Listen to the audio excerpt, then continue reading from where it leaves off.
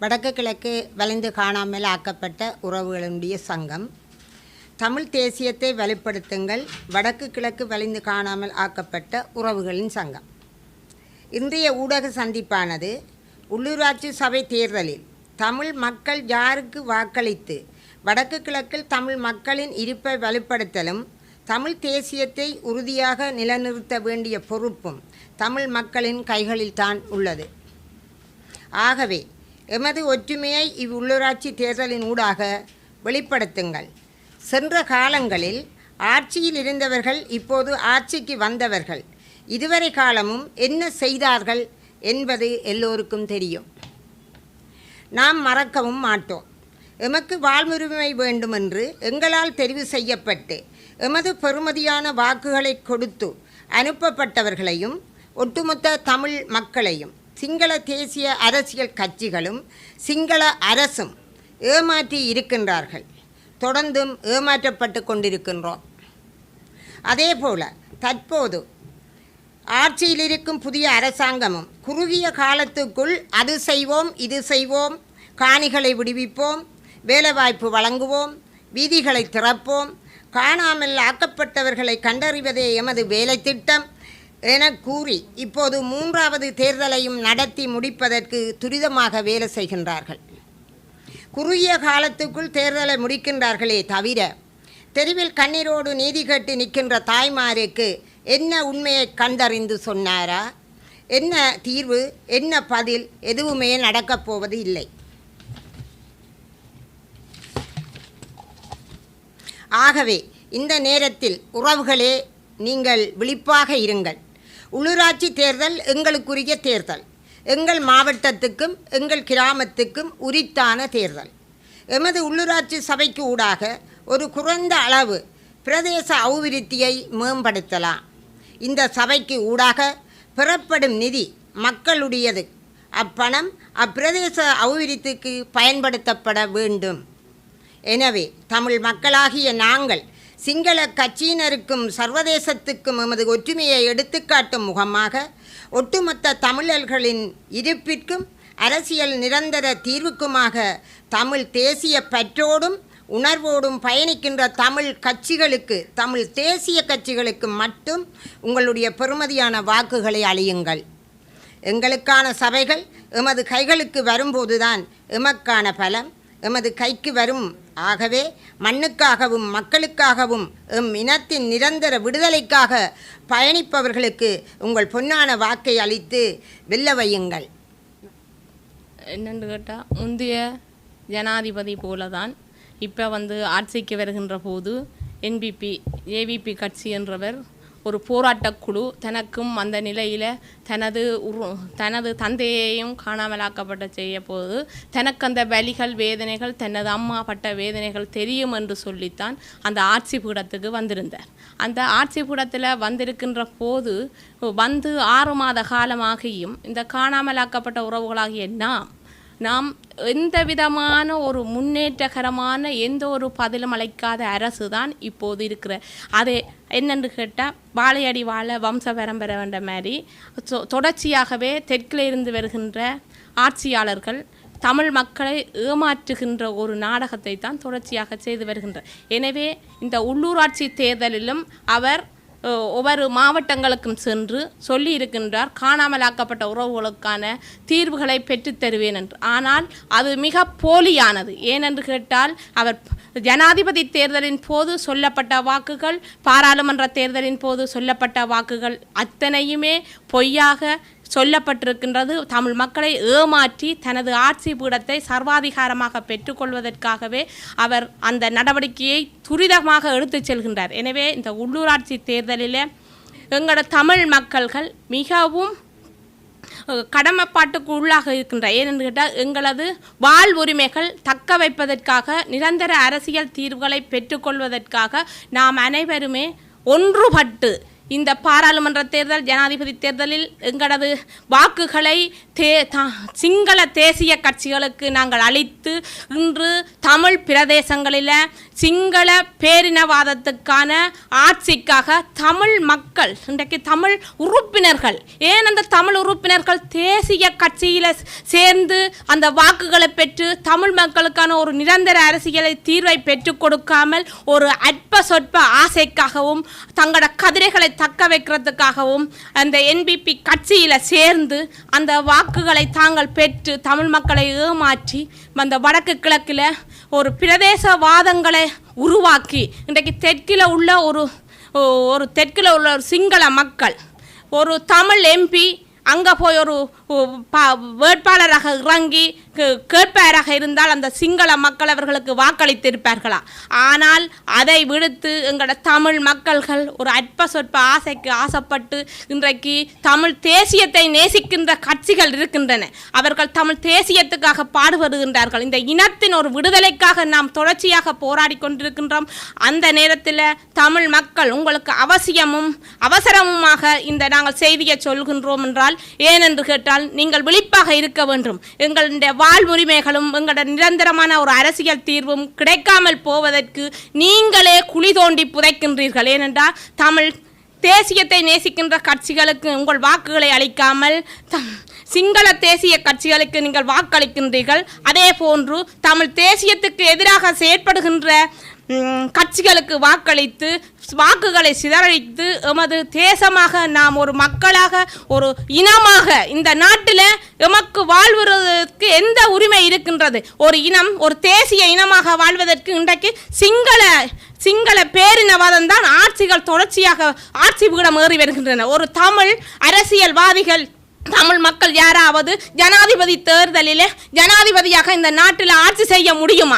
அந்த ஆட்சி பீடம் இருந்தால்தான் நாம் தமிழ் மக்களாகிய நாம் ஒரு இனமாக இந்த நாட்டில் வாழ முடியும். அப்போ அந்த ஒரு கட்டம் வரும் வரை எமது அடிப்படை உரிமைகள் மறுக்கப்பட்டு இன்றைக்கு எத்தனையோ இடங்களில் ஒரு தமிழ் மக்களின் ஒரு சொந்த இடத்தில் பௌத்த விகாரைகளை கட்டி இன்றைக்கு நாங்கள் எதிர்த்து போராட வேண்டிய மக்களாக இருக்கின்றோம் என்றால் ஏன் நாங்கள் செய்கின்ற ஒவ்வொரு பிழையும் இன்றைக்கு இந்த தமிழ் மக்களை தமிழ் தேசியத்தை நேசிக்கின்றவர்கள் ஒவ்வொருத்தரும் தமிழ் மக்களுக்காக பாடுபட்டு அந்த தேசிய கட்சிகளில் நின்று உங்கள் வாக்குகளை பெற்று இந்த இனத்தை ஒரு இனமாக வாழ்வதற்கு இந்த நாட்டில் நீங்கள் அனைவரும் ஒன்று திரள வேண்டும். நமது மாநகர சபை தேர்தல், நகர சபை தேர்தல், பிரதேச சபை தேர்தல் என்பதுதான் நமது முக்கியமான தேர்தல்கள். நீங்கள் நினைக்கலாம் நாங்கள் பாராளுமன்ற தேர்தல் ஜனாதிபதி தேர்தல் பெருசென்று. ஆனால் எமது பிரதேசத்தை நாங்கள் தக்க வைக்க வேண்டுமாக இருந்தால் இந்த தேர்தலில் நாங்கள் சரியான வாக்குகளை இந்த தமிழ் தேசியத்தை நேசிக்கின்ற கட்சிகள் யாராக இருந்தாலும் அவர்கள் உண்மையாகவே இந்த மக்களுக்காக பாடுபடுகின்றவர்கள் அவர்களுக்கு நீங்கள் உங்கள் வாக்குகளை சரியான முறையில் வாக்களித்து நாம் ஒரு தேசமாகவும் நாம் ஒரு மக்களாகவும் இந்த நாட்டில் வாழ்வதற்கு நீங்கள் அனைவரும் ஒன்று திரண்டு இந்த முறை இந்த உள்ளூராட்சி எதிர்வருகின்ற 6ஆம் தேதி நடக்கின்ற உள்ளூராட்சி தேர்தலிலே உங்களுடைய ஒற்றுமையை பலப்படுத்தி நாம் ஒரு அற்ப சொற்பைக்கு ஆசைப்படாமல் அடிபடியாத தமிழனாக நாம் தலைநிமிந்து வாழ்வதற்கும் நாம் வடக்கு கிழக்கு பிரதேசம் எமது பிரதேசமாக வாழ்வதற்கு நீங்கள் அனைவரும் ஒன்று திரண்டு இந்த வேளையில் உங்களை வாக்களிக்குமாறு நாம் அன்புரிமையுடன் கேட்டுக்கொள்கின்றோம். வடக்கு மாகாணத்திலே பல்லாயிரக்கணக்கான ஏக்கர் காணிகளை சுவீகரிப்பது தொடர்பான வர்த்தகமானி வெளியிடப்பட்டிருக்கின்றது என்ற செய்தி ஊடகங்களிலே வெளியாகி இருக்கின்றது. குறிப்பாக அதற்கான காலக்கெடுவும் விதிக்கப்பட்டு கடந்த 3ஆம் மாதம் 28ஆம் தேதி அந்த வர்த்தமானி வெளியிடப்பட்டிருக்கின்றது என்ற செய்தி ஊடகங்களிலே வெளியாகி இருக்கின்றது. இது தொடர்பிலே சில தகவல்களை பகிர்ந்து கொள்ள வேண்டும் என்ற நோக்கத்துடனேயே இந்த ஊடகவியலாளர் சந்திப்போம். இந்த காணி விவகாரங்கள் தொடர்பிலே பார்க்கின்ற பொழுது அரசியல் தலைமைகள் அரசியல் தரப்புகள் என்ற அடிப்படையில் பார்ப்பதை விட சம்பந்தப்பட்ட திணைக்களங்களின் நிறைவேற்று அதிகாரிகளாக இருக்கக்கூடிய தென்னிலங்கையிலே இருக்கக்கூடிய அரச உயர் அதிகாரிகள் ஒரு நிகழ்ச்சி நிரலுடன் செயற்பட்டு வருவதை கடந்த காலங்களிலே ஆளுந்தரப்பிலே இருந்து பல்வேறு அனுபவங்களை சந்தித்தவர்கள் என்ற அடிப்படையில் அது தொடர்பிலே எங்களுடைய மக்களுக்கு சில புரிதலை ஏற்படுத்த வேண்டும். கடந்த ஆட்சி காலத்திலே கூட எங்களுடைய செயலாளர் நாயகம் தோழர் டக்ளஸ் தேவானந்தா அவர்கள் கடற்தொழில் அமைச்சராக இருந்த காலப்பகுதியிலே வடக்கு மாகாணத்திலே தொல்லியல் திணைக்களத்தினாலும் வனஜீவராசிகள் திணைக்களத்தினாலும் வனவள திணைக்களத்தினாலும் ஆயிரக்கணக்கான ஏக்கர் காணிகள் எங்களுடைய மக்களின் குடியிருப்புகள் விவசாய நிலங்கள் அபகரிக்கப்பட்டிருக்கின்ற சூழலிலே அவற்றை மீள உரியவர்களிடம் பெற்றுக் கொடுப்பதற்கான கோரிக்கை முன்வைக்கப்பட்டு அது தொடர்பான நடவடிக்கைகள் தொடர்ச்சியாக முன்னெடுக்கப்பட்டு வந்தன. சம்பந்தப்பட்ட துறைசார் அமைச்சர்களுடன் கலந்துரையாடி அவற்றை விடுவிப்பதற்கான முயற்சிகள் மேற்கொள்ளப்பட்ட போதும் சம்பந்தப்பட்ட திணைக்களங்களினுடைய உயர் அதிகாரிகளாக இருந்தவர்கள் சுற்று நிரூபங்களை காட்டியும் சட்ட ஏற்பாடுகளை காட்டியும் பல்வேறு காலதாமதங்களை ஏற்படுத்தி கொண்டிருந்தனர், பல்வேறு சாக்கு போக்குகளை கூறிக்கொண்டிருந்தனர்.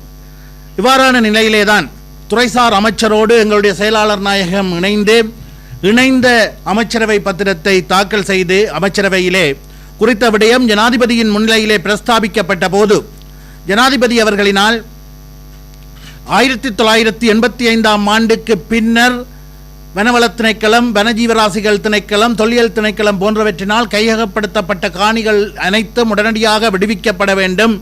அதன் பின்னர் உரிய பொறிமுறைகள் ஊடாக தேவையான காணிகளை சம்பந்தப்பட்ட திணைக்களம் எடுத்துக்கொள்ளலாம் என்ற ஒரு உத்தரவு விடுக்கப்பட்டிருந்தது.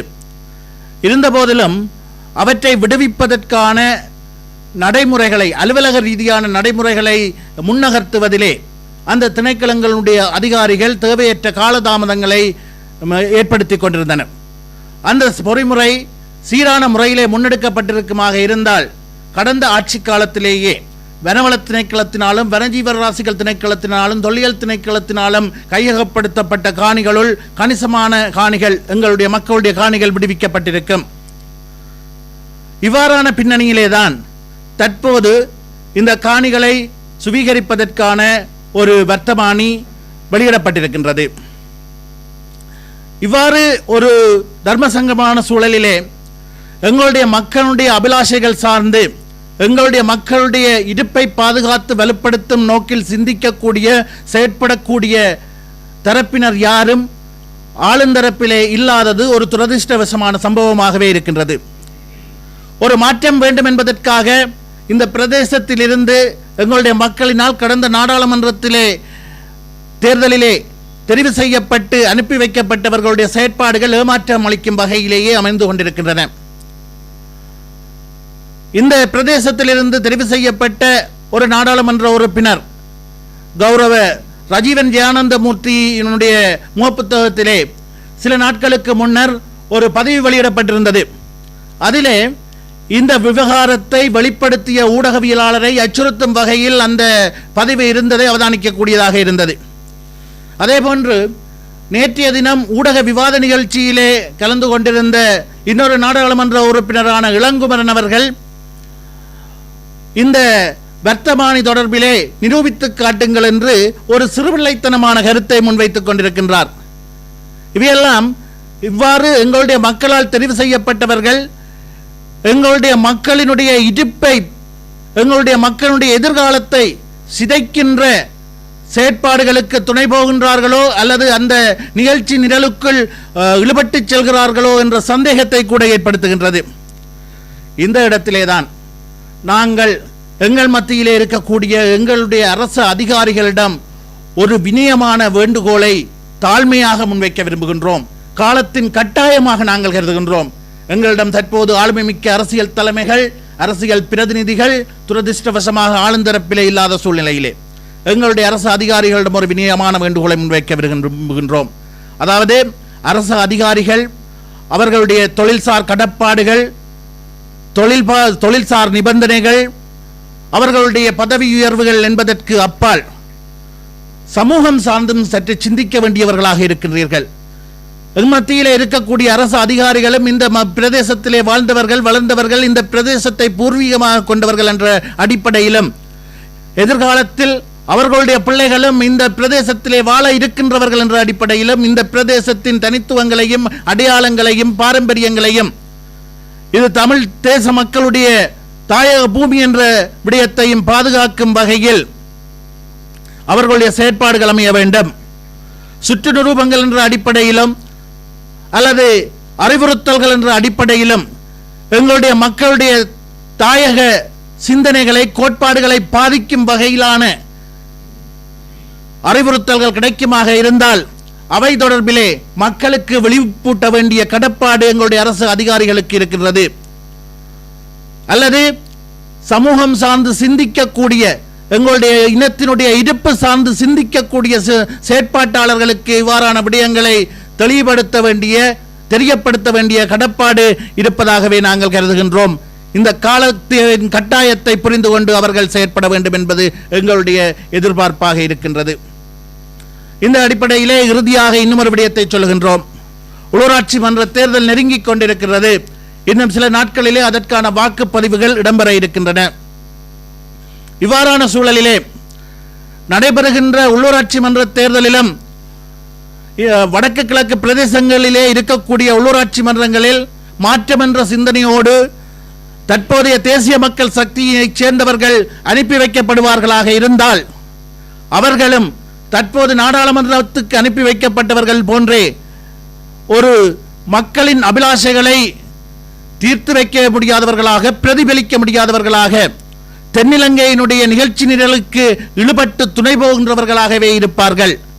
அவ்வாறான ஒரு சூழல் உருவாகமாக இருந்தால் எங்களுடைய நிலங்களை பாதுகாக்கின்ற எங்களுடைய தாயக கோட்பாட்டினுடைய மக்களுடைய அபிலாஷைகளுடைய எதிர்பார்ப்புகள் அனைத்திற்கும் சாவுமணி அடிக்கின்ற சந்தர்ப்பமாகவே அந்த மே 6ஆம் தேதி வாக்குப்பதிவுகள் அமைந்துவிடும் என்பதை புரிந்து கொண்டு நடைபெற உள்ள உள்ளூராட்சி மன்ற தேர்தலிலே தங்களுடைய வாக்குகளை எங்களுடைய மக்கள் பதிவு செய்ய வேண்டும் என்ற கோரிக்கையை வினயமுடன் பதிவு செய்து கொள்கின்றோம். நன்றி. இது தேர்தல் முடிவுகளின் பின்னர் தான் தீர்மானிக்கக்கூடியதாக இருக்கும்.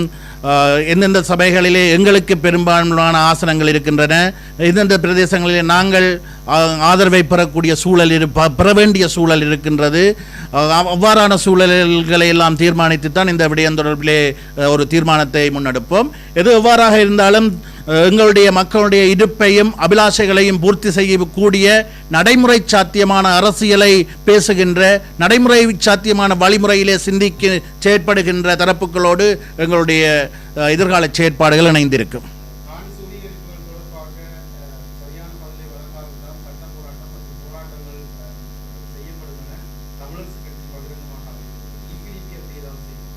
நிச்சயமாக காலத்தின் தேவை அறிந்து ஈழமக்கள் ஜனநாயக கட்சி தன்னுடைய செயற்பாடுகளை வெளிப்படுத்தும். கடந்த காலங்களிலே ஆளுந்தரப்பாக இருந்து எங்களுடைய கூட்டு பொறுப்பினை மதித்து ஒரு அரசாங்க தரப்புக்கு அல்லது அவ்வாறான விடயங்களிலே சம்பந்தப்பட்டவர்களுக்கு அழுத்தங்களை கொடுத்தவர்கள் என்ற அடிப்படையிலே தற்போது எதிர்த்தரப்பிலே அல்லது அதிகாரங்களற்ற ஒரு தரப்பாக அழுத்தங்களை பிரயோகிக்கக்கூடிய சாத்தியமான வழிகள் அனைத்தையும் கையாளும்.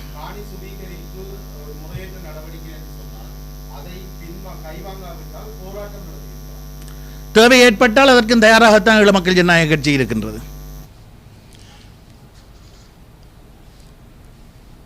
அனைவருக்கும் வணக்கம். நான் ஜாழ் மாநச தூணா ஈசன், ஜாழ் மாநசை முன்னாள் பிரதிநிதிகளும் இறுதியாக மாநசையின் 11ஆக கடையாற்றியிருக்கிறேன். தற்போது 2025ஆம் ஆண்டுக்கான ஜாழ் மாநசபை தேர்தலிலே நான் இப்போ போட்டியிடுகின்றோம். ஜனநாயக தமிழ் தேசிய கூட்டமைப்பின் சார்பாக நாங்கள் போட்டியிடுகின்றோம். எங்களை பொறுத்தவரையிலே எங்களுடைய மாநசபை உறுப்பினரை பொறுத்தவரையிலே நாங்கள் ஒரு கூட்டமைப்பாக செயற்படுகின்ற காரணத்தினாலே எங்களுடைய வடகிழக்கு தாயகம் தழுவிய ரீதியிலே பாரிய கட்டமைப்பை கொண்ட கட்சியாக 5 கட்சி எங்களுடைய இயங்கிக் கொண்டிருக்கின்றது. அந்த வகையிலே எங்களுக்கு ஆரணி சம்பந்தமாக ஒவ்வொரு கட்சிகளுக்கும் நாங்கள் அதை புரிந்துணர்வு அடிப்படையிலே நாங்கள் தெரிவு செய்திருக்கின்றோம்.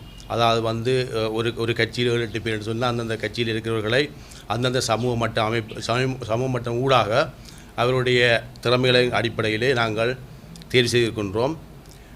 எங்களுடைய அந்த வகையிலே எங்களுடைய உறுப்பினரை பொறுத்தவரையிலே சட்டத்தரணிகள் அதிலே உள்ளடங்கியிருக்கிறார்கள், கல்விமான்கள் அதில் உள்ளடங்கியிருக்கிறார்கள், சட்டக்கல்லூரி மாணவர்கள் உள்ளடங்கியிருக்கிறார்கள், பல்கலைக்கழக மாணவர்கள் உள்ளடங்கியிருக்கிறார்கள், தொழிலாளர்கள் உள்ளடங்கிறார்கள், மற்றது ஓய்வு பெற்ற அதிபர்கள் உட்பட பல்வேறு வகையானவர்கள் அடங்கியிருக்கிறார்கள். இவைகளை பொறுத்தவரையிலே இந்த மாநிலத்திலே மக்கள் மத்தியில் திறம்படையாக சேவையாற்றுவதற்கு அவர்கள் உறுதியாக இருப்பார்கள். இதனை அவதானித்த எங்களுடைய கச்சேரியிலே நான் அந்த வேட்புமனு தாக்கல் செய்யும்போது நானும் அதனுடன் சுரேஷ் பிரேமச்சந்திரன் சாருடன் நானும் கூட சென்றிருந்தேன். அன்றைய நேரத்திலே எங்களோட வேட்புமனுவை ஏற்றுக்கொண்டு நாங்கள் காலை 9:30 மணிக்கு எங்களது வேட்புமனுவை நாங்கள் ஒப்படைத்திருந்தோம். அந்த வேட்புமனு சரியென ஒப்படைக்கப்பட்டு பின்னர் அது நிராகரிக்கப்பட்டதாக எங்களுக்கு தகவல் வந்தது. உண்மையாக திட்டமிட்டப்பட்ட செயல்பாடு என்று சொன்னால் இதுக்கு முதலே சில கட்சிகள் வந்து வேட்புமனுவை ஏற்றுக்கொண்டு பின்னர் அந்த வேட்புமனுவிலே என்னென்ன குறைபாடு இருக்கொண்டு அந்த குறைபாடை நிவர்த்தி செய்து கொண்டு வரும்பாடு கூறி திருப்பி அதை எடுத்து அந்த வேட்புமனை ஏற்றுக்கொண்டார். ஆனால் எங்களுக்கு மட்டும் சந்தர்ப்பத்தை தரவில்லை. அந்த வேட்புமனு சரியென்று சொல்லி எடுத்துக்கொண்டு அதாவது நாங்கள் கொடுக்கும்போது அரசு அதிகாரிகள் அதை செக் பண்ணி அது சரியென்று எடுத்துக்கொண்டு பின்னர் வேண்டுமென்று நாங்கள் நிராகரித்து விட்டார்கள். பின்னர் வழக்கு என்று சொல்லி வழக்கில் ஈடுபட்டு எங்களுக்கு அது கிடைக்குமா என்று இருக்கிற நேரத்தில் எங்களுடைய சட்ட வல்லுநருடைய சிறந்த செயற்பாடாலும் குருசாமி சுரேந்திரனுடைய சிறந்த செயற்பாடாலும் நாங்கள் அதை வெற்றிகரமாக இதன்றிருக்கோம். ஆனால் எங்களுக்கு காலம் போதாத ரீதியாகத்தான் உங்களோட நாங்கள் இந்த ஊடக சந்திப்பை நாங்கள் உங்களிடம் ஊடக சந்திப்பூடாக மக்களுடைய கதைக்க வேண்டிய விடயங்களை இதை கதைக்கின்றோம். எங்களோட உறுப்பினர் பொறுத்தவரையிலே நீண்ட உங்களுடைய வீடுகளுக்கு தரிசிப்பது கொஞ்சம் குறைவாக தான் இருக்குன்னு சொன்னால் அவர்கள் எல்லாரும் வருவாங்க. உங்களோட வீட்டில் வந்து எங்களோட பிரச்சனைகளை உங்களை கதைப்பார்கள். இருந்தபோதும் ஒருக்காகத்தான் வருவார்கள். அதுக்கு காலங்கள் எங்களுக்கு காணாது என்ற ரீதியிலே அவர்கள் ஒரு காரணம் உங்களை வந்து வீடுகளை தரிசிப்பார்கள். எங்களை பொறுத்தவரையில் தமிழ் தேசிய கூட்டமைப்பு 2001ஆம் ஆண்டு ஆரம்பிக்கப்படும் போது நான் வந்து அப்பொழுது முன்னாள் போராளியாக நான் இருந்திருந்தேன். அந்த நேரத்திலே எங்களுடைய தலைவர் வந்து இப்படி ஒன்று கையை காட்டினா அந்த இடத்துல நாங்கள் அடித்து நிர்மூலமாக்கி போட்டு வேறவர்கள் நாங்கள் அந்த வகையிலே அவர்கள் காட்டின பாதையிலே நாங்கள் செல்லணும் என்றதுக்காக தமிழ் தேசிய கூட்டமைப்பில் நாங்கள் பயணித்து கொண்டிருக்கோம். அந்த வகையில் எங்களுடைய மொத்தமாக 5 கட்சிகள் அது இயங்குகின்றது. அந்த கட்சி அந்த 5 வகையில் அந்த 5 கட்சியிலிருந்து அந்த நேரத்திலேயே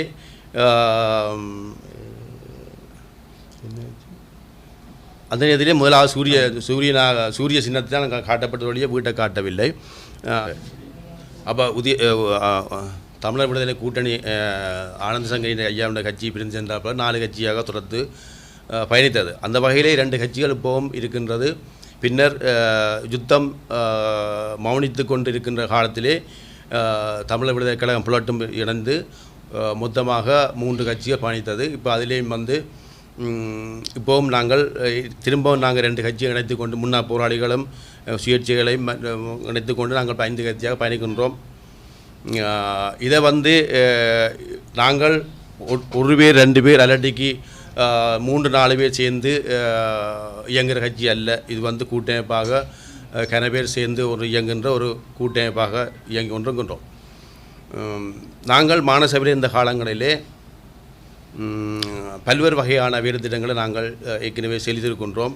உங்களுக்கு தெரியும், இப்போ நாங்கள் தையிட்டி விஹாரை வச்சு இது கன பேர் இந்த அரசியல் போய்கொண்டிருக்கிறது. உண்மையிலே தையிட்டி விஹார மாதிரி இங்கேயும் ஒரு ஜாழ் நகரிலே இங்கேயும் ஒரு விஹாரை அமைய பெற்றிருந்தவங்களுக்கு தெரியும். கோட்டையிலே சிறைச்சாலைக்கு முன்னாலே ஒரு விஹாரம் அமைப்பதற்காக அன்றைய தினம் புத்தபிக்குகள் எல்லாம் பிரசித்தி செய்கிறதுக்காக கொழும்பு கண்டியிலிருந்து வருகிற அன்றாபுரம் போன்ற இடங்கள் அன்று வரும்போது நான் அப்போ என்னுடைய வெளிநாட்டிலே ஆணட்டவர்கள் எனக்கு பதவியை தந்துட்டு வெளிநாட்டில் தங்கியிருந்த காலத்திலே நான் சென்று அந்த இடத்தை நாங்கள் ஒரு நாளில் அகற்றி இருக்கின்றோம். நாங்கள் ஒரு நாள் அகற்றபடியாக எங்களோட ஒரு நாள்லேயே எங்களோட அந்த ஊடகங்கள் ஒரு நாளில் வந்து திருப்பி வரையலை. அதே மாதிரி எங்களுக்கு இந்த அதிகாரங்கள் எங்களுக்கு இருக்கின்ற இதுகளை வைத்துக்கொண்டு அந்த நேரத்திலே அந்த தையிட்டி விகாரையும் அந்த நேரத்தில் தவிசாளர்கள் அதை செய்திருக்கலாம். அதில் தவறுன்றது அது வந்து இப்போ காலங்காலமாக நடைபெற்று கொண்டு இருக்கின்றது. அதுக்கு பிற்பாடு நாங்கள் 300 காணியை அக்வா பண்ணி அதை வந்து சுவீகரிக்க முற்பட்ட போது நெடுங்குளத்திலே அதையும் நாங்கள் முறியடித்து இன்றைக்கு மக்கள் பாவனைக்காக நாங்கள் விட்டிருக்கின்றோம். அதை விட 24 மணி நேரம் நாங்கள் களத்தில் நின்று நாங்கள் வேலை செய்திருக்கின்றோம். எந்த நேரம் கூப்பிட்டாலும் நாங்கள் வருவோம். அது மட்டும் இல்லை, நாங்கள் வேலைகளை கூட நாங்கள் லீவு என்று தான் நாங்கள் செய்திருக்கின்றோம். நாங்கள் இதே ஒரு வேலையாக இருந்து தான் நாங்கள் இதை செய்திருக்கின்றோம். அப்படி பல்வேறு வகையான வேலையை செய்திருக்கின்றோம். இன்றைக்கு இதை விட அந்த மக்கள் சேவைன்றதை விட அதுக்கு அப்பாலே நாங்கள் இன்றைக்கு பல்கலைக்கழகத்திலே நாங்கள் 12 மாணவர்கள் நாங்கள் எங்களுக்கு படித்து கொண்டிருக்கோம். நீங்கள் கேள்விப்பட்டிருப்பீங்கள், முள்ளிவாய்க்கால் யுத்தத்திலே ஒரு பிள்ளை அந்த பாகுடிச்சின்னு சொல்லி நீங்கள் கேள்விப்பட்டிருப்பீங்கள். அந்த பிள்ளையை எல்லாம் கதைச்சு கொண்டிருக்கிறார்கள்.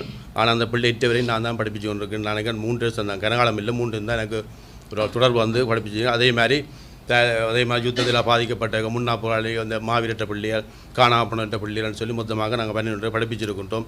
எதிர்காலத்தில் நாங்கள் எனக்கு வார சம்பளத்தை இன்னும் மேலதிகமாக 4 பேரை படிப்பிக்கிறதுக்காக நான் அந்த சம்பளத்தையும் நான் இவர்களுக்கு கொடுக்கறதுக்கு நாங்கள் கொடுக்க எண்ணியிருக்கின்றேன். இப்போது மானசேவையில் நாங்கள் செய்ய வேண்டிய வேலைகள் பலவற்றை நாங்கள் வைத்திருக்கின்றோம், அந்த திட்டங்கள்லாம் வைத்திருக்கின்றோம். அந்த வகையிலே நாங்கள் ஒரு காலத்திலே ஒரு இனத்துக்காக ஒரு இனத்துக்குன்ற விடிவுக்காக போராடிய நாங்கள் இனி எதிர்காலங்களில் நோய்க்கு எதிராக எங்களுடைய மக்கள் போராட வேண்டிய காலங்கள் வந்திருக்கின்றது. அந்த வகையிலே நான் அமெரிக்கா தூதுவரோட நான் ஒரு பேச்சுவார்த்தையில் ஈடுபட்டேன். அந்த பேச்சுவார்த்தையிலே எங்களுடைய மக்களுடைய நோயிலிருந்து பாதுகாப்புக்காக சாக்கடை திட்டத்தை அறிமுகப்படுத்துவது சம்பந்தமாக நான் கருத்திருந்தேன். அது இன்னும் உண்மையப்படுத்துவதிலே அந்த கழிவகற்றல் சம்பந்தமாக அந்த சாக்கடை திட்டத்திலே ஊடாக நிலத்தடி நீரை நாங்கள் பாதுகாத்து எங்களுடைய மக்களுடைய நோயிலிருந்து விடுவதற்காக அந்த செயற்பாடு தான் அந்த சாக்கடை திட்டம். அது சம்பந்தமான கதைச்சு அது எங்களுக்கு அந்த காலங்கள் போதாமல் போயிட்டது. அதுவும் இருக்கின்றது. 2வது விஷயம் என்னென்னு சொன்னால், குடியிருப்பில் பொறுத்தவரையில் குருநகர், பாஷவூர், கொழும்புத்துறை, நாவந்துறை போன்ற இடங்களிலே மிக நெருக்கமான குடியிருப்புகள் காணப்படுகின்றனால் இவர்கள் முக்காப்பிறப்பு காணி இருந்தால், அதாவது 10.5 குடியிருந்தால் தான் வீடு கட்டுவதற்கு எங்களை மாநசபை அனுமதி காலங்காலம் வழங்கப்படுகின்றது.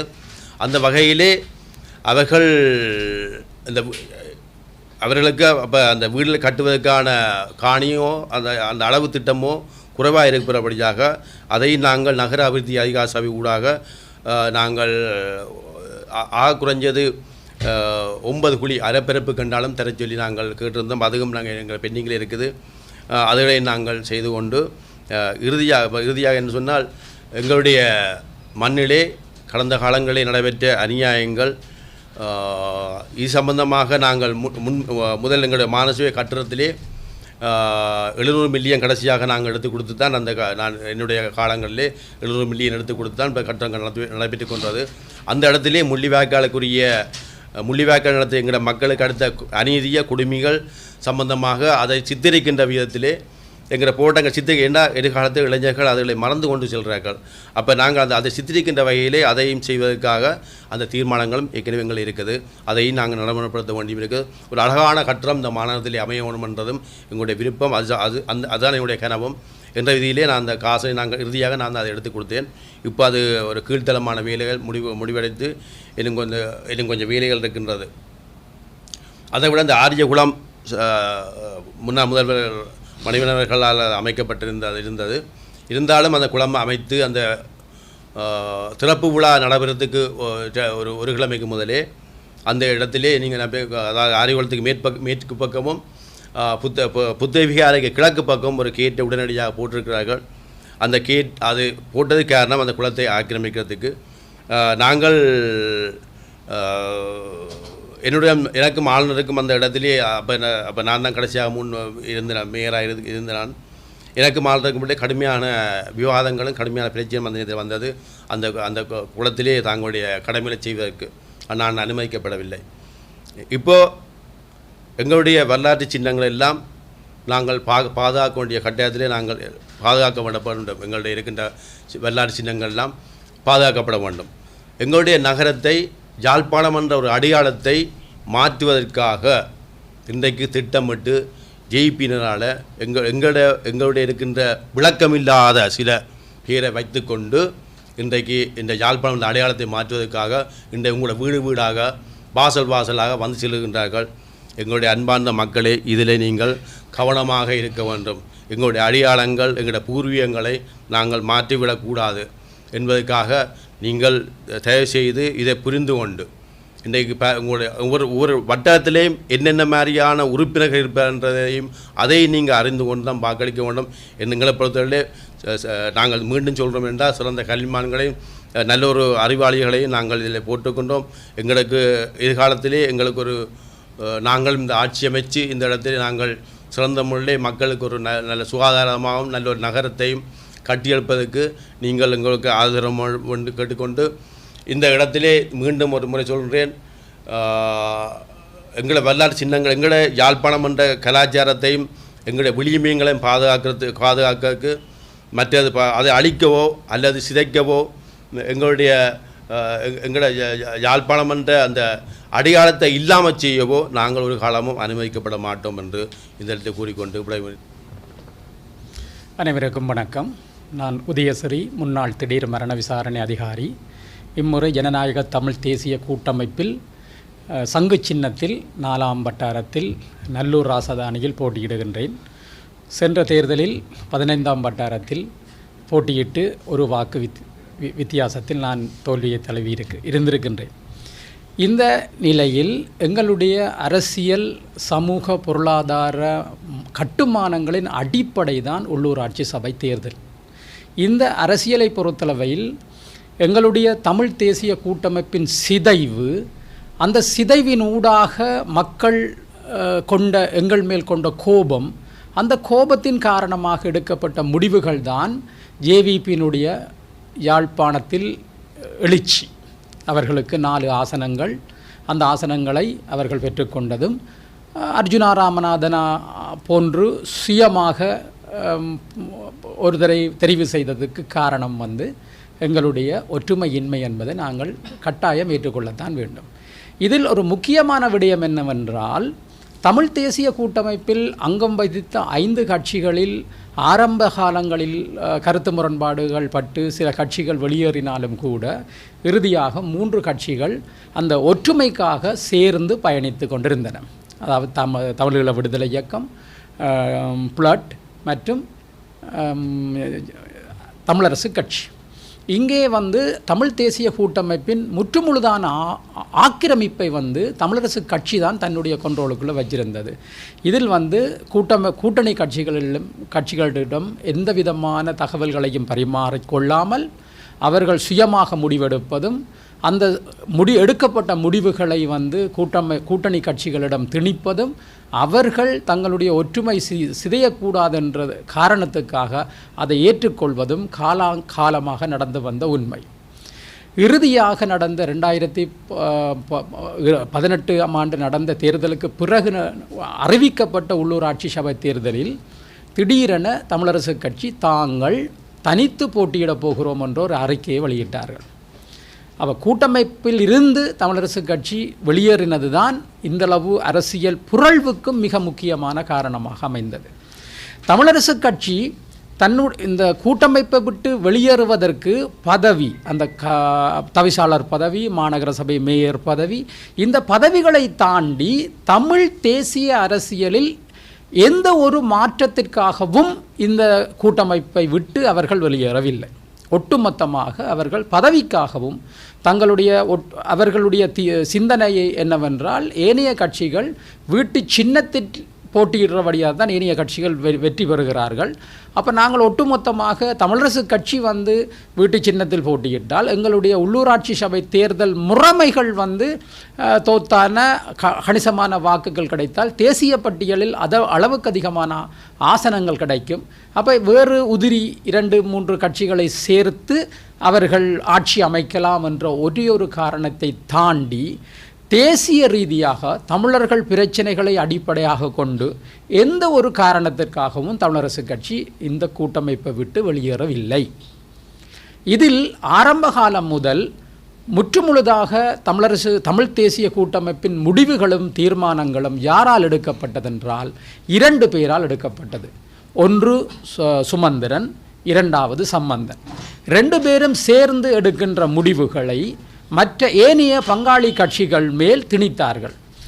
ஆனால் எங்களுடைய பங்காளி கட்சிகளிலும் இருக்கிற மிகப்பெரிய தவறு என்னவென்றால் இந்த முடிவுகள் வந்து எங்களுடைய சம்மதத்திற்கு அப்பாலே எடுக்கப்பட்ட முடிவுகள், இதற்கும் எங்களுக்கும் சம்பந்தம் இல்லை, இதற்கு எங்களுக்கு உடன்பாடு இல்லை என்று அவர்கள் பொதுவெளியில் அறிவிக்க தவறிவிட்டார்கள்.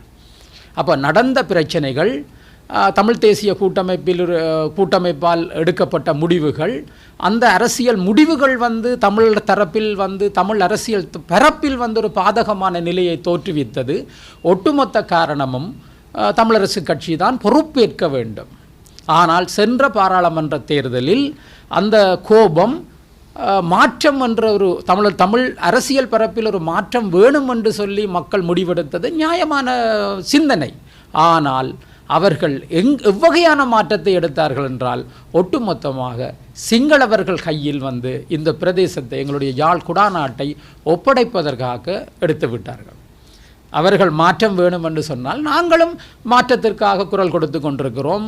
ஜனநாயக தமிழ் தேசிய கூட்டமைப்பு என்று சொல்லி அதை உருவாக்கி ஏனைய 5 கட்சிகளை இணைத்து நாங்கள் இணைத்தலைமைகளாக, ஒற்றை தலைமைகள் இல்லாமல் இணைத்தலைமையை உருவாக்கி அந்த இணைத்தலைமையூடாக ஒரு எக்ரிமெண்ட்ஸ், ஒரு ஒப்பந்தத்தை போட்டு அந்த ஒப்பந்தத்தில் வந்து எந்த ஒரு கட்சியினுடைய சின்னங்களையும் வந்து நாங்கள் கூட்டமைப்பின் சின்னமாக அறிவிக்காமல் ஒரு பொதுப்படையான சின்னத்தை அறிவித்து அந்த சின்னத்தினூடாக அரசியல் பரப்பிலே நாங்கள் பயணிக்க வேண்டும். ஏனென்றால் கடந்த காலங்களில் ஏற்பட்ட கசப்பான உணர்வுகள், கசப்பான அனுபவங்கள் வந்து எங்களுக்கு கற்றுத்தந்த பாடம், அந்த பாடத்தினூடாக நாங்கள் பெற்றுக்கொண்ட விடயங்கள் சம்பந்தமாக அதன் ஊடாக வந்து நாங்கள் இந்த பிரச்சனைகளை வந்து நாங்கள் கையாளுவதற்கு இலகுவாக ஒரு இணைத்தலைமையை நாங்கள். ஆனால் தமிழரசு கட்சி வந்து கூட்டமைப்பில் இருக்கும்போது ஒற்றை தலைமை என்ற ரீதியில் தமிழரசு கட்சி எடுக்கிற முடிவுகளையும் தீர்மானங்களையும் ஏனைய கட்சிகள் மேல் திணித்ததால் தான் அரசியலில் வந்து இவ்வளவு தூரம் பாரதூரமான பிரச்சனையை நாங்கள் சந்திக்க வேண்டிய சூழலுக்கு தள்ளப்பட்டிருக்கின்றோம். இங்கு வந்து மாற்றம் என்று சொல்லிக்கல இந்த சிங்கள ஜேவிபி கட்சிக்கு கொடுத்த ஆதரவை சங்கு சின்னத்துக்கும் தமிழ் தேசிய கூட்டணிக்கும் கொடுத்திருந்தால் நாங்கள் ஒரு மிகப்பெரிய மாற்றத்தை, அரசியல் பரப்பிலே வந்து மிகப்பெரிய மாற்றத்தை எங்களால் ஏற்படுத்தி இருக்க முடியும். இப்போ யாழ்ப்பாண குடாநாட்டை பொறுத்தளவில் நகர கட்டுமான அபிவிருத்தி என்பது 70 வருடங்கள் பின்தங்கிய நிலையில் தான் காணப்படுகிறது. சரியான திட்டமிடல் இல்லை. சரியான திட்டமிடல், நகர அபிவிருத்திக்கு ஏற்றவாறு சரியான திட்டமிடல் இல்லாத கட்டடங்கள் அமைப்பு, இந்த கட்டடங்களில் இருக்கின்ற கழிவுகள், மனித கழிவு அகற்று முகாமைத்துவம் வந்து பூச்சியமான நிலையில் தான் காணப்படுகிறது. எங்களுடைய குடாநாட்டை பொறுத்தளவில் நிலத்துக்கடியில் வந்து 3 பெரிய ஆறுகள் ஓடிக்கொண்டிருக்கிறது. சுண்ணக்கற்பாறைகளின் ஊடாக 3 மிகப்பெரிய ஆறுகள் ஓடிக்கொண்டிருக்கிறது. அந்த ஆறுகள் தான் யாழ் குடாநாட்டின் ஆரம்ப காலம் முதலே மிகப்பெரிய குடிநீர் ஆதாரமாக நாங்கள் இருக்கிறோம். இந்த மனித கழிவுகளை வந்து நாங்கள் நிலத்துக்கு கீழே 6 அடி செப்டி டேங்கில் வந்து நாங்கள் சேர்த்து வைப்பதனால் 12 அடியில் இருக்கின்ற நன்னீர் ஆதாரத்தோடு இந்த செப்டி டேங்கில் ஏற்படுகின்ற ஈகோலின் கண்டமினேஷன் பாக்டீரியாக்கள் வந்து தண்ணியில் கலப்பதனால் இந்த தண்ணீர் மனித பாவனைக்கு உதவாததென்று சொல்லி உலக குடிநீர் சுகாதார ஸ்தாபனம் வந்து 1985ஆம் ஆண்டே அறிவித்து விட்டது. ஆனால் இதுவரையும் நாங்கள் மாறி ஆட்சியில் உட்கார்ந்திருந்த நாங்கள் அது சம்பந்தமாக எந்த ஒரு முடிவுகளையும் தீர்மானங்களையும் அபிவிருத்தியையும் நாங்கள் மேற்கொள்ளவில்லை. இங்கே வந்து இப்போ திடீரென்று யுத்தம் முடிந்து பாதைகள் திறந்த உடனே திடீரென்று மிகப்பெரிய கோட்டல்கள் வந்து கட்டப்பட்டு கொண்டிருக்கின்றன. அங்கு வந்து மக்கள் தங்குகிறார்கள். அங்கே கழிவு நீர், மக்கள் பாவிக்கின்ற கழிவு நீர்கள் வருகிறது. அதே நேரத்தில் மனித மலங்கள் வந்து மனித கழிவுகள் வந்து அங்கே சேருகின்றன. இவைகள் வந்து எவ்வாறு வெளியகற்றப்படுகின்றன, அது எங்கே கொட்டப்படுகிறது, சரியான முறையில் சுத்திகரிக்கப்படுகிறதா என்ற கேள்விக்கு எந்த விடையும் இல்லை. இப்போ சரியான முறையில் வந்த ஒரு சோரை சிஸ்டத்தை கொண்டு வந்து சரியான முறையில் ஒரு ஃபவுண்டேஷனை போட்டு மனித கழிவுகளை வந்து முழுமையாக அகற்றி அந்த இடத்தில் வச்சு சுத்திகரிப்பு செய்து அதை கடலில் கலக்க விடலாம். அல்லது போனால் அந்த முகாமைத்துவத்திலிருந்து வெளிநாடுகளில் இருக்கின்ற தொழில்நுட்பத்தை பயன்படுத்தி அதில் இருக்கிற நீரை கூட நாங்கள் விவசாயத்துக்கு பயன்படுத்தக்கூடிய அளவில் வந்து நாங்கள் அந்த முகாமைத்துவத்தை நாங்கள் முன்னெடுக்க முடியும். கழிவுநீர் முகாமைத்துவத்தையும் வந்து நாங்கள் கழிவு தண்ணியில் சேர்த்து அதை சுத்திகரித்து யாழ்ப்பாணத்தில் இருக்கிற குளங்களில் நாங்கள் தேக்கி வைத்தோம் என்று சொன்னால் 2 போக பயிர் செய்கைகளுக்கும் விவசாயத்துக்கும் வந்து நாங்கள் அதை செய்ய முடியும். ஆனால் இந்த திட்டங்கள் வந்து இல்லை. இந்த திட்டங்கள் இல்லாதபடியால் நாங்கள் ஒவ்வொரு ஹோட்டல்களும் வந்து தங்களுக்கு ஏற்ற மாதிரி செப்டிக் டேங்களை அமைத்து அதை வந்து பவுசர் மூலமாக அதை கழிவுகளை இழுத்து அதை கொண்டு போய் பண்ணையில் அங்கால கழிவுகள் கொட்டுற இதில் கடலில் வந்து அவர்கள் சாதாரணமாக அதை திறந்து விடுகிறார்கள். அந்த மனித கழிவுகளை திறந்து விடையில் கடல் மாசடைகிறது. அந்த கடல் மாசடையும் போது அந்த கடலில் இருக்கிற கடல் உணவுகள் அந்த கழிவுகளை சாப்பிட்டு கடல் உணவுகள் மாசடைகின்றன. அந்த கடல் உணவுகள் மாசடைவதால் அந்த மாசடைந்த கடல் உணவுகளை மக்கள் வாங்கி சாப்பிடுவதனால் மக்களுக்கு வந்து புதிய புதிய நோய்கள், தொற்று நோய்கள் வந்து ஏற்படுவதற்கு சாதகமான நிலைமையில் காணப்படுகிறது. இப்போ வெளிநாட்டை பொறுத்தளவில் வந்து கடலுக்குள் வந்து எந்த ஒரு கழிவையும் நாங்கள் சுயாதீனமாக திறந்து விடவோ அல்லது கொண்டு போய் கொட்டவோ முடியாது. அதுக்கு பாரதூரமான சட்டவாக்கங்கள் இருக்கிறது, உச்ச தண்டனைகள் இருக்கிறது. அவர்கள் மேலே சட்ட நடவடிக்கைகள் நீதிமன்றத்தினூடாக எடுக்க முடியும். ஆனால் இங்கே வந்து எங்களுடைய உள்ளூராட்சி அதிகார சபையில் வந்து மக்களுக்கு தேவையான சட்டங்கள், சட்டவாக்கங்கள் வந்து இதுவரைக்கும் எந்த விதமான சட்டவாக்கங்களும் வந்து ஏற்படுத்தப்படவில்லை. தங்கள் தேவைக்கு அல்லது வேறு நிறுவனங்களுக்கு ஏற்ற மாதிரியான உள்ளூராட்சி அதிகார சபையினுடைய சட்டங்களை வந்து சட்டவாக்கம் செய்கிறார்களே ஒழிய பொதுமக்கள் நலன் சார்ந்து அல்லது எதிர்கால திட்டங்கள் சார்ந்து எந்த விதமான சட்டவாக்கங்களும் நடைபெறவில்லை. இங்கே UDA அப்ரூவல், மாநகரசை அப்ரூவல் எல்லாம் எடுத்துத்தான் வீதியோரங்களில் கடைகள், கட்டடங்கள் கட்டப்படுகிறது. ஆனால் அந்த அப்ரூவலுக்காக அவர்கள் பின்னுக்கு அந்த ரோட்டிலிருந்து 150 அடி தள்ளி கட்டடங்களை கட்டுகிறார்கள். பிறகு பார்த்தால் கட்டடம் கட்டி முடிஞ்சு அப்ரூவல் எடுத்த பிறகு பழைய நிலைமைக்கு ரோட்டுக்கரை வரைக்கும் நீட்டுறாங்க. கட்டடத்தை நீட்டி அந்த கட்டடத்தை வந்து அவர்கள் ஒரு பார்க்கிங் பிளேஸ் இல்லை, ஒரு வாகன தரிப்பிடம் இல்லை, ரோட்டிலேயே வாகனங்களை விட்டு போட்டு அவங்களுக்கு தண்டுறாங்க. அப்போ அதை UDAயும் ஒரு நடவடிக்கையும் எடுக்கலை. நீங்கள் உங்களுக்கு அப்ரூவல் தந்தது வந்து ரோட்டிலிருந்து 150 அடிக்கு பிறகு நீங்கள் என்னென்று இந்த கட்டடத்தை திருத்தி வந்து பழைய கட்டடத்தை ரோட்டுக்கரை வரைக்கும் கொண்டு வருவீங்கள்னு சொல்லி அதுக்குரிய சட்ட நடவடிக்கை எடுக்கல. உதாரணமாக அம்மன் வீதி முகப்பில் வந்து ஒரு கட்டடம், அந்த காணி உறுதியும் இல்லையாம். அந்த கட்டடம் வந்து ஒரு அப்ரூவல் இல்லாத கட்டடம். ஆனால் கட்டடம் கட்டி பிளேட்டு, ஒரு மாடி கட்டடம் கட்டி பிளேட்டு போட்டு அந்த கட்டடத்தில் இப்போ 3-4 கடையும் வாடகை கொடுத்து கிடக்கு.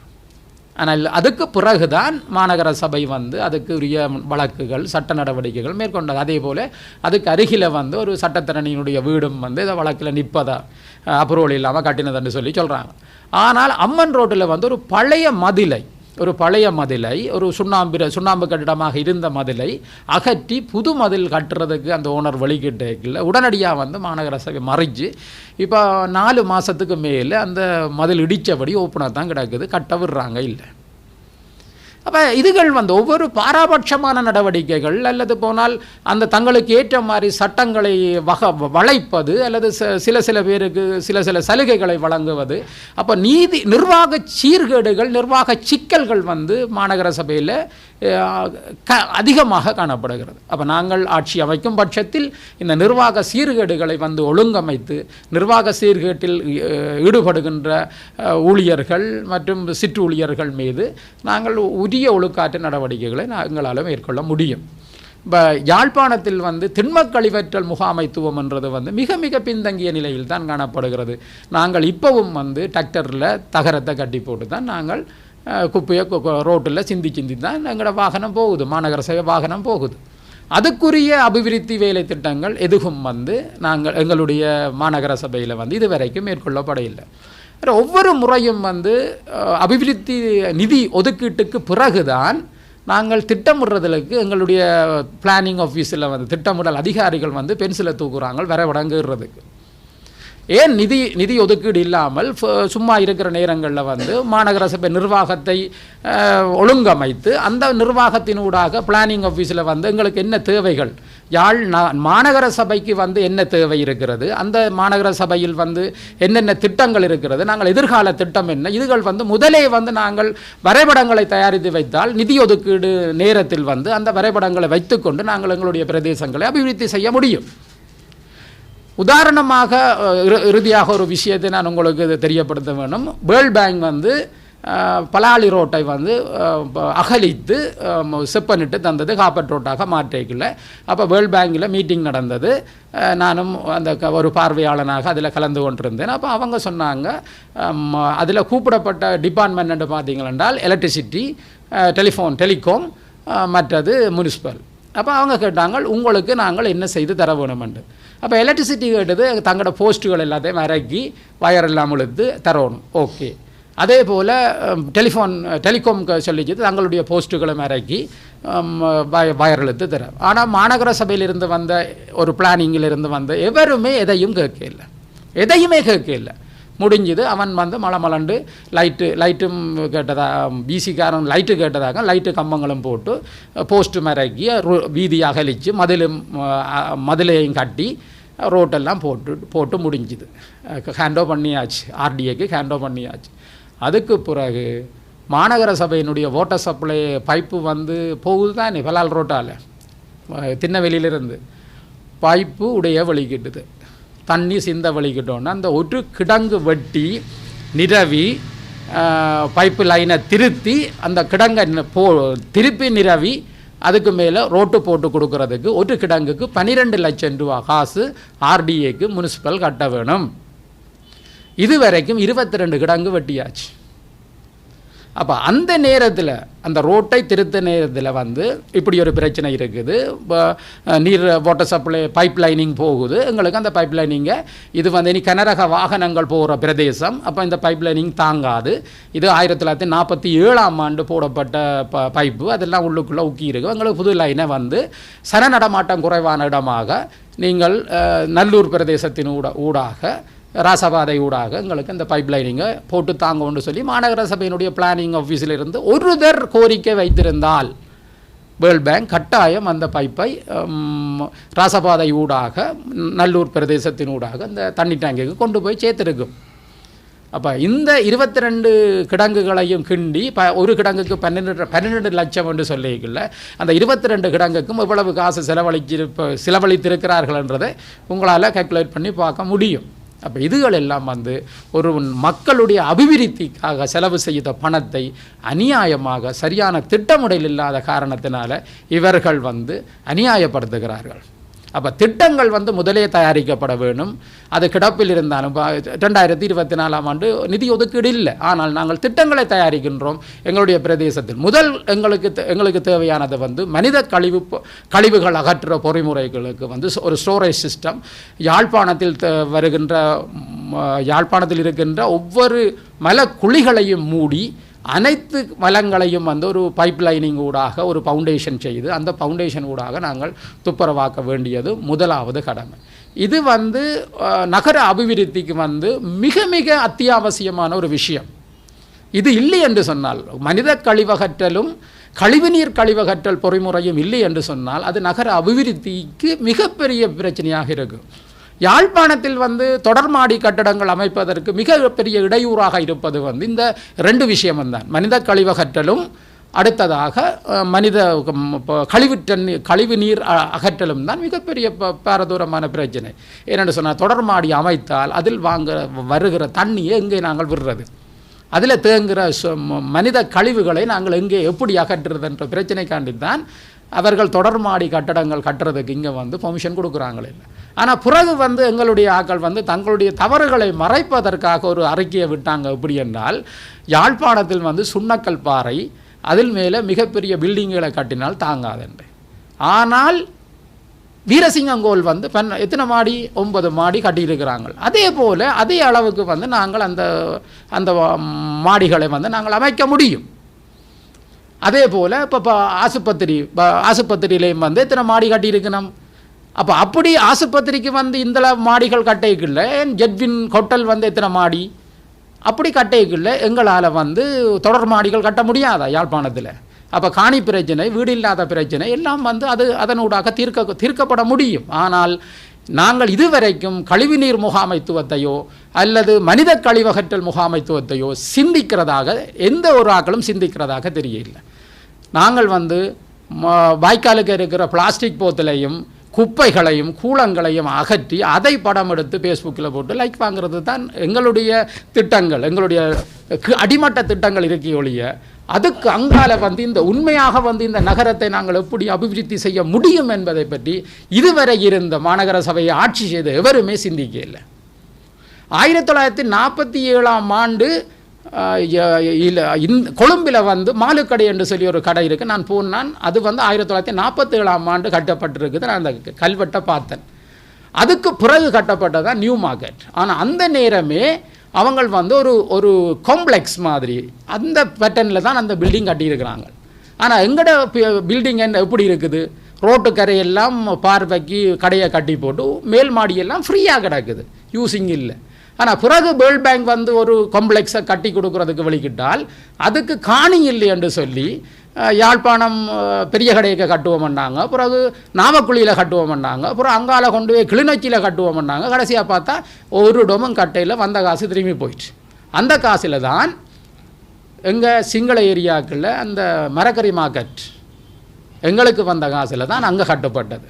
தம்புள்ள மரக்கறி மார்க்கெட் வந்து இந்த காசில் தான் கட்டுப்பட்டது. அப்போ வினைத்திறன் இல்லாத தலைமைகளையும் வினைத்திறன் இல்லாத அரசியல் தலைவர்களையும் தேர்ந்தெடுத்து அவர்களினூடாக வந்து எங்களுடைய பணங்களையும் எங்கள் மக்களுக்கு வருகிற வரி பணத்தையும் வந்து செலவு செய்யாமல் ஒரு வினைத்திறன் நிற்க தலைவர்களை, அதாவது அரசியல்வாதிகளை தெரிவு செய்தனூடாக மக்களுக்கு வந்து எதிர்காலத்தில் நல்ல திட்டங்களை நாங்கள் செயற்படுத்துவோம் என்று சொல்லி விடைபெறுகிறேன். நன்றி, வணக்கம். சொன்னனே, இப்போ முடிவெடுத்தது வந்து மேல் மட்டத்தில் இருக்கிற 2 பேர்.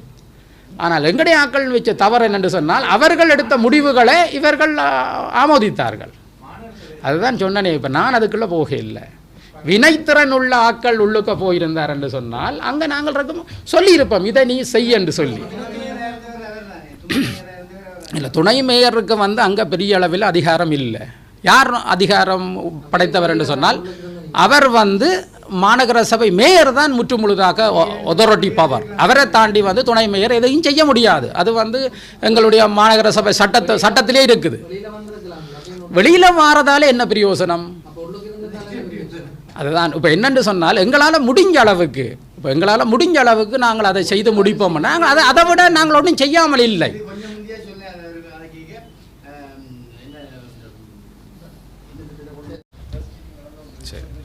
அனைத்து வாக்காளர் பெருமக்களுக்கும் எனது வணக்கத்தை தெரிவித்துக் கொள்கிறேன். நான் ஜாழ் மாநகர சபையில் இந்த முறை சங்கு சின்னத்தில் ஒரு தொகுதி வாரியான வேட்பாளராக, அதாவது விகிதாசார வேட்பாளராக ஜனநாயக தமிழ் தேசிய கூட்டமைப்பில் முதல் முறையாக போட்டியிடுறேன்.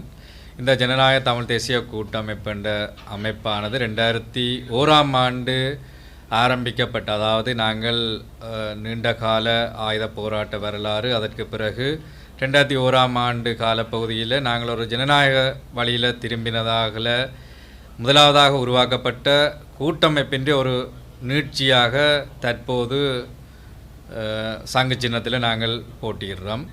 இந்த 2025ஆம் ஆண்டு உள்ளூராட்சி தேர்தலில் வந்து தமிழ் மக்கள் வந்து சில காத்திரமான முடிவுகளை எடுக்க வேண்டி இருக்குது. என்னென்னு சொன்னால், நாங்கள் எங்களுடைய தரப்பு கட்சிகளாலேயும் நீண்ட காலமாக நாங்கள் கட்சிகளால் வழங்கப்பட்ட பொய்யான வாக்குறுதிகள் மற்றும் கட்சிகளின் கையாலாகாத தனத்தாலேயும் கடந்த பாராளுமன்ற தேர்தலில், அதாவது 2024ஆம் ஆண்டு நடைபெற்ற பாராளுமன்ற தேர்தலில் நாங்கள் ஜாழ் மாவட்டத்திற்குரிய 6 மெம்பர்கள், அதாவது 6 எம்பிக்களில் நாங்கள் எங்களுடைய தெரிவு பேரினவாத கட்சியையே பிரதானமான தெரிவாக கொண்டு 3 தெரிவுகளை நாங்கள் மேற்கொண்டுள்ளோம். நாங்கள் அந்த 3 தெரிவுகளை மேற்கொண்டதன் பின்னர் குறிப்பிட்ட தெரிவாக, அதாவது நாங்களால் தேர்ந்தெடுக்கப்பட்ட எம்பிக்களின் கையாலாகாத தனத்தின் தொடர்பிலும் அவர்கள் ஒரு எந்த விதமான வேலைகளையும் சுயமாக செய்ய தெரியாதவர்கள் என்று சொல்லி நாங்கள் தற்போது கூறி வருகிறோம். அது எங்களிலேயும் ஏற்பட்ட ஒரு பிழை. ஏனென்றால் நாங்கள் இவ்வளவு காலமும் கிட்டத்தட்ட இந்த யுத்தம் முடிவுக்கு கொண்டு வரப்பட்டு 2009 பின்னர் கூட கடந்த 16 வருடங்களுக்கு மேலாக கூட எங்களால் எமது மக்களுக்குரிய ஒரு பாதிக்கப்பட்ட மக்களுக்குரிய சிறந்த ஒரு பொறிமுறையை கூட யாராலும் ஏற்படுத்தி கொடுக்க முடியவில்லை.